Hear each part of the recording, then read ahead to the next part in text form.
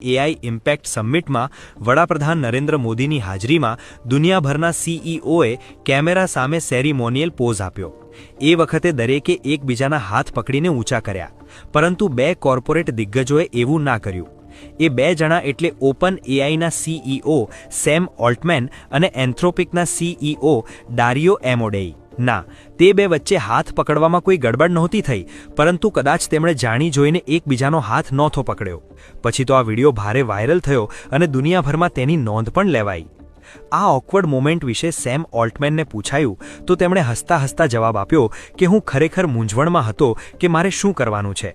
વડાપ્રધાન મોદીએ મારો હાથ પકડીને ઉપર કર્યો ત્યારે મને સમજાયું નહીં કે અમે બધાએ એકબીજાના હાથ પકડવાના છે કે નહીં। મને એમ લાગ્યું કે કદાચ આ કોઈ અલગ પ્રકારનો પોઝ છે।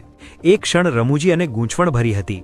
ખેર, વાત એમ છે કે ડારિયો એમોડેઈ પહેલા ઓપન એઆઈમાં જ કામ કરતા હતા, પરંતુ 2021માં કંપનીની દિશા અંગેના મતભેદોને કારણે તેમણે ઓપન એઆઈ છોડી દીધું અને અલગ કંપની શરૂ કરી, એન્થ્રોપિક। આ કારણે લોકો અટકળો લગાવી રહ્યા છે કે આ બંને જણા વચ્ચે હજુ પણ અબોલા છે, જેથી તેમણે એકબીજાનો હાથ નહોતો પકડ્યો।